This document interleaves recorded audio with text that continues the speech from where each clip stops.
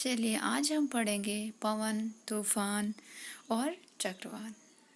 पवन क्या होता है? पवन जो हमारी हवाएं चलती है नॉर्मली धीरे धीरे, ये हमारी पवन होती है। तूफान जो किसी तरफ से हवा आई और किसी तरफ को चली गई, कुछ टाइम के लिए ये आती है, ये तूफान होती है। लोग कहते हैं ना, आपने सुना होगा घरों में, आधी तूफान आ रही, बहुत तेजों से आधी तूफान आ रही है। और चक्रवात क्या है? चक्रवात तो हमारे समुद्रों से लहरें उठती हैं, काफ़ी ज़्यादा वो बढ़ जाती है ऊंचाइयों में, ये हमारा चक्रवात होता है। तो आज के चैप्टर में हम इन्हीं के बारे में पढ़ेंगे। उड़ीसा में काफ़ी टाइम चक्रवात आ चुकी है।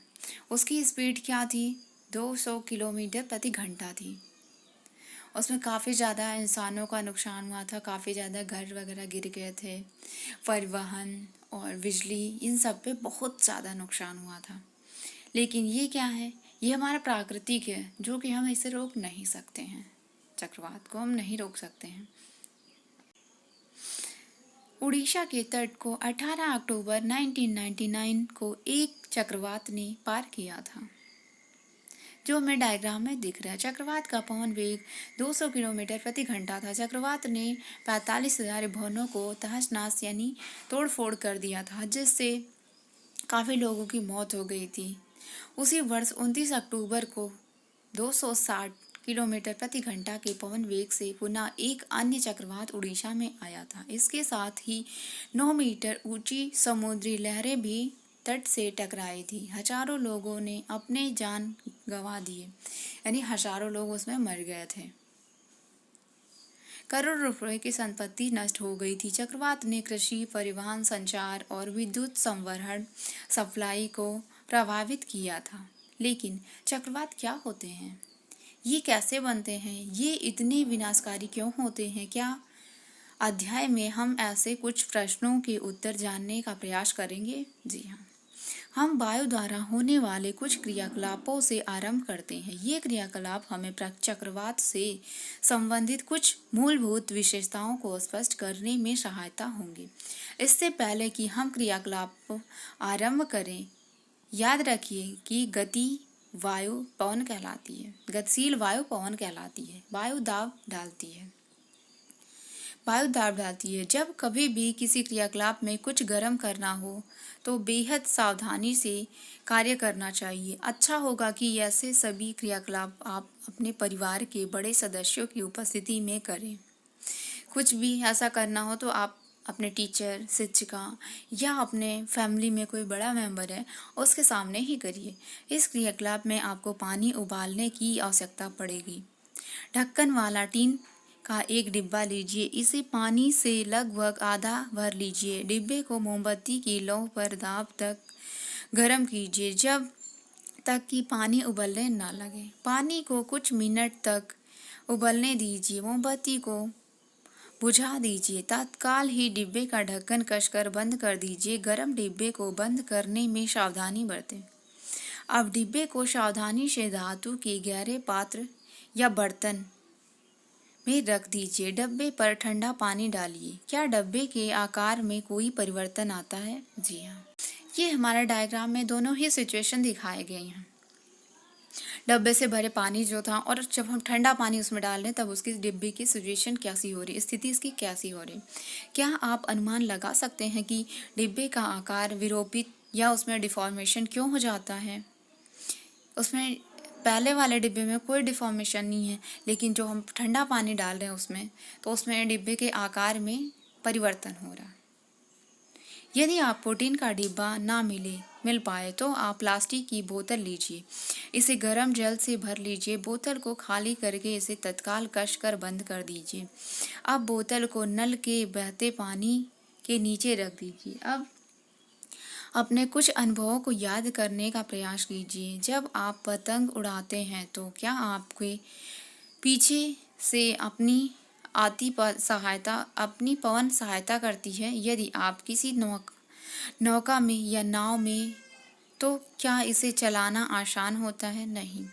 यदि पवन उस दिशा की विपरीत दिशा से आ रही हो तो बहुत ही टफ होता है।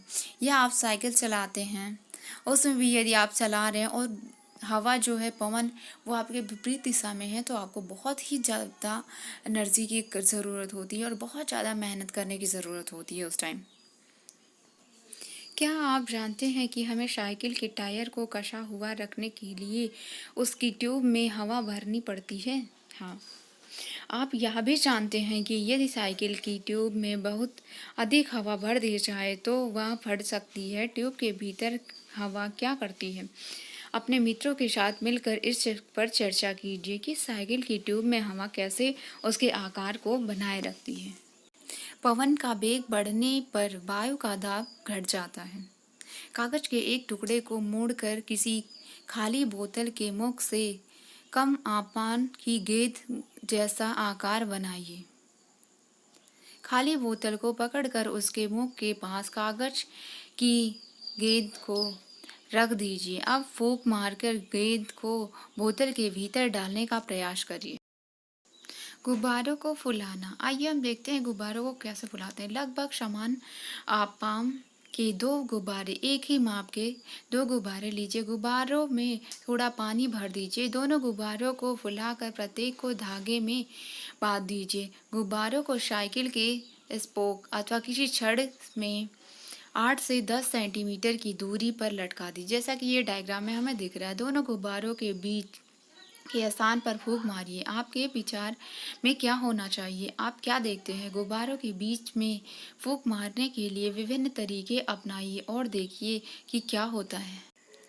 क्या आप फूंक मारकर कागज की पट्टी को उठा सकते हैं? जी हाँ, लगभग 20 सेंटीमीटर लंबी और 3 सेंटीमीटर चौड़ी कागज की पट्टी को अपने अंगूठे और तर्जनी के बीच इस प्रकार पकड़िए कि पट्टी का अधिकांश भाग नीचे की ओर लटका रहे, जैसा कि हमें डायग्राम में दिख रहा है। अब कागज की पट्टी के ऊपर से फूंक मारिए। पहली का विचार है कि पट्टी ऊपर उड़ जाएगी, जबकि बूझो सोचता है कि पट्टी नीचे झुक जाएगी। आपके प्रेक्षण से सही सिद्ध करते हैं। आइए हम कुछ प्रैक्टिकल करते हैं।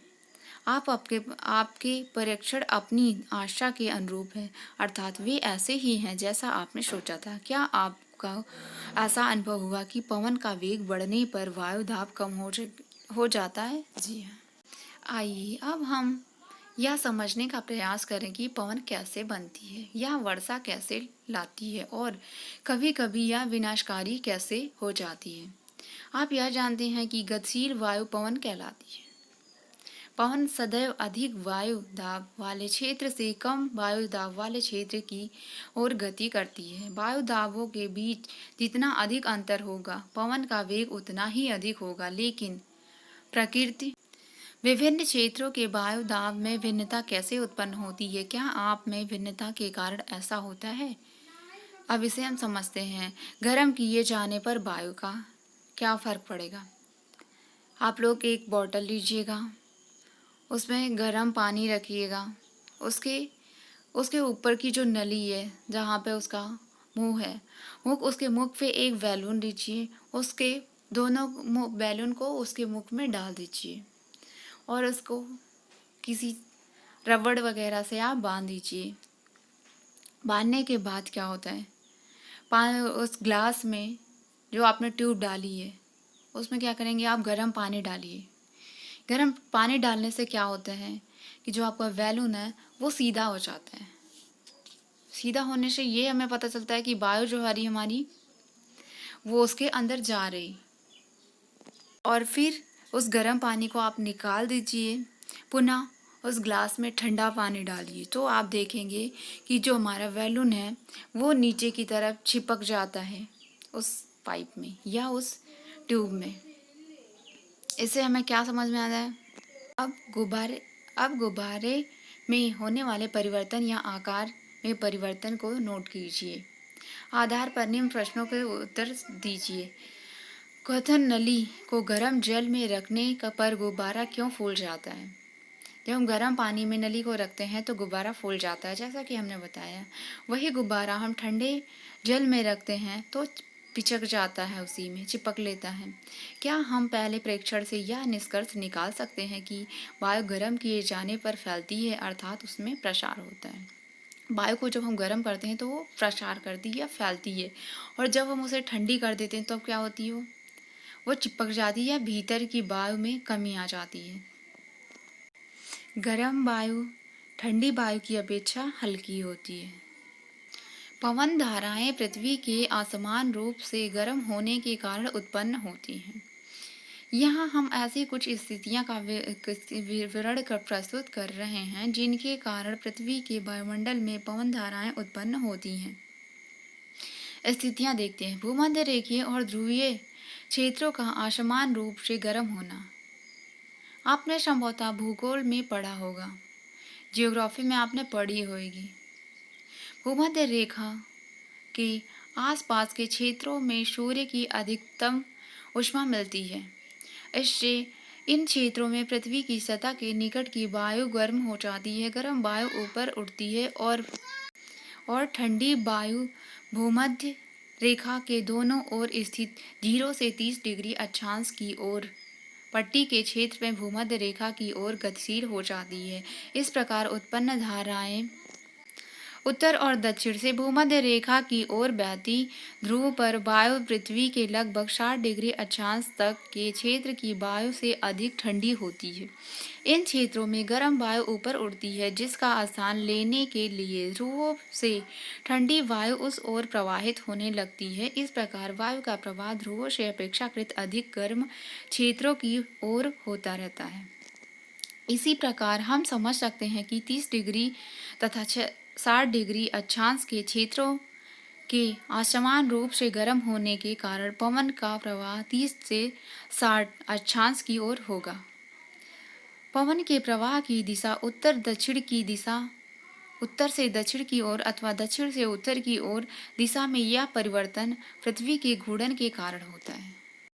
थल और जल का असमान रूप से गर्म होना। जल जो मान नदियों के जल होते हैं और कहीं भी जल रखें तो गर्म हो जाते हैं। इन सब का हम आज देखते हैं। पहले ही आपने ऋतु या ऋतु काल के बारे में समझ रखी है। ग्रीष्म काल मतलब गर्मियों का समय। थलीय क्षेत्र अधिक तेजी से गर्म होता है और अधिकांश समय थल का ताप समुद्री जल की अपेक्षा अधिक रहता है। थल के ऊपर की वायु गर्म होकर ऊपर उड़ जाती है। इससे पवन समुद्र से थल की ओर बहती है। यह मानसूनी पवन होती है। मानसून शब्द की उत्पत्ति अरबी शब्द मौसम से हुई है, जिसका अर्थ है ऋतु। थल विशेष रूप से राजस्थान के मरुस्थलों के असमान तापमान से ग्रीष्म काल में दक्षिण पश्चिम दिशा से मानसून निर्मित होता है। ये मानसून पवन अपने साथ हिंद महासागर से काफी जलवाष्प लेकर आती हैं। शीतकाल सर्दियों में पवन के प्रवाह की दिशा विपरीत हो जाती है, अर्थात यह थल से समुद्र की ओर बहती है। मैं यह जानने को उत्सुक हूँ कि ये पवन धाराएं हमारे लिए क्या करती हैं। समुद्र से आने वाली पवन अपनी साथ जल वाष्प लाती हैं, जिससे वर्षा होती है। यह प्रक्रम जल चक्र का एक चरण है। गर्म मानसून हवाएं अपने साथ जल वाष्प लाती हैं, जिससे वर्षा होती है। बादल वर्षा लाते हैं और हमें आनंद का अनुभव कराते हैं। हमारे देश में किसान अपनी फसल के लिए प्रमुख रूप से वर्षा पर निर्भर करते हैं। बादलों और वर्षा से संबंधित अनेक लोकगीत प्रचलित हैं। यदि आपको ऐसी कोई गीत याद है तो आप अपने मित्रों के साथ गाइए। यदि नहीं याद है तो इसमें एक बॉक्स में दी हुई है, हम पढ़ के सुनाते हैं इसको। उमड़ घुमड़ कर आए बादल, आसमान में छाए बादल, मानसून में आते बादल, बूंदों को बरसाते बादल, बिजली को चमकाते बादल, खेतों को लहराते बादल, सागर से हैं बनते बादल, सागर में मिल जाते ये आपकी स्टोरी है। तथा वर्षा सदैव सुखदायी नहीं होती, ये कभी कभी हानिकारक भी होती है। जैसे हमें वर्षा ज़्यादा हो जाती है तो चक्रवात आ जाते हैं। तड़ित साझा और चक्रवात। तड़ित साझा भारत जैसे गर्म आर्द्र उष्णकटिबंधीय क्षेत्रों में अक्सर विकसित होते रहते हैं। ताप में वृद्धि होने के कारण ऊपर की ओर उठती हुई पवन प्रबल हो जाती है। पवन वायु में पहले से विद्यमान जल बूंदों को अपने साथ ऊपर की ओर ले जाती है, जहाँ ताप कम होने के कारण वे जम जाती हैं और पुनः नीचे की ओर गिरने लगती हैं। गिरती हुई जल की बूंदें और तीव्र वेग से ऊपर उठती हुई वायु की परस्पर क्रिया से बिजली या तड़ित क्रोधी जिससे ध्वनि उत्पन्न होती है, इसी घटना को हम तड़ित कहते हैं। चड़ित तड़ित झंझा कैसे चक्रवात बन जाता है, हम देखते हैं। आप जानते हैं कि जल को द्रव से वाष्प अवस्था में परिवर्तित करने के लिए ऊष्मा की आवश्यकता होती है। क्या वाष्प के द्रव में संघनित होने पर वह ऊष्मा वापस मिल जाती है? इसके समर्थन में क्या आप कोई अनुभव बता सकते हैं? बादल के बनने से पहले जल वायुमंडल से ऊष्मा लेकर वाष्प में परिवर्तित हो जाता है। जब जल वाष्प